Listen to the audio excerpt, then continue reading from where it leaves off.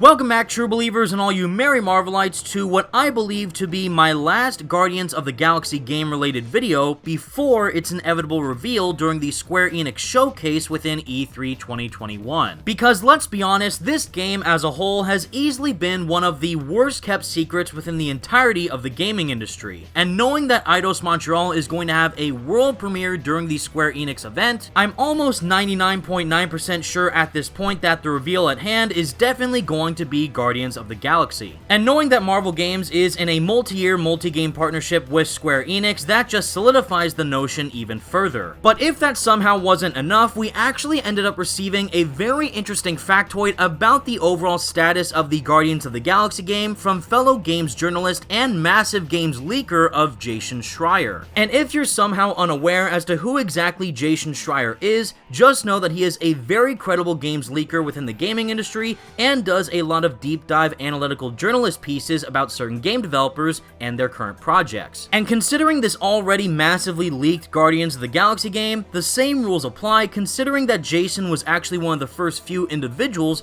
to report about the game's leak all the way back in 2017, but as of late, he did actually give us an update about the game's status, indicating that it will most likely not be a live service game similar to what we previously received with Marvel's Avengers. Now keep in mind that none of this has been officially confirmed by anyone at Eidos Montreal, Square Enix, or even Marvel Games, but knowing how reliable Jason has been in the past, I am extremely inclined to believe him at face value. And based on this recent article from GamesRadar.com, which does break down the news that Jason recently reported, is that in the reveal from Square Enix, it was announced that Deus Ex developer Eidos Montreal would be unveiling their new game during the E3 showcase. While many speculated that this could be a new Tomb Raider or Deus Ex game, Schreier was one of the few journalists to shut that speculation down, asserting that Eidos Montreal is working on a Guardians of the Galaxy game instead. However, Schreier expanded on this claim in the latest episode of the Triple Click podcast, where the reporter said that the new game from Eidos Montreal won't be a live service game, meaning it won't play out like Marvel's Avengers from Crystal Dynamics. Instead, Schreier makes the Guardians of the Galaxy game sound like it'll be skewing away from the formula used by Crystal Dynamics, perhaps even going after a strictly single-player aspect. And all I have to say to this news is what a major relief that is. One of the biggest missteps that I personally think Marvel's Avengers took is being in a conflict with itself, not knowing whether or not it wanted to be a AAA single-player game or a major online-centric live service game. In my opinion, I do think the campaign of Marvel's Avengers, while it was enjoyable in certain sections,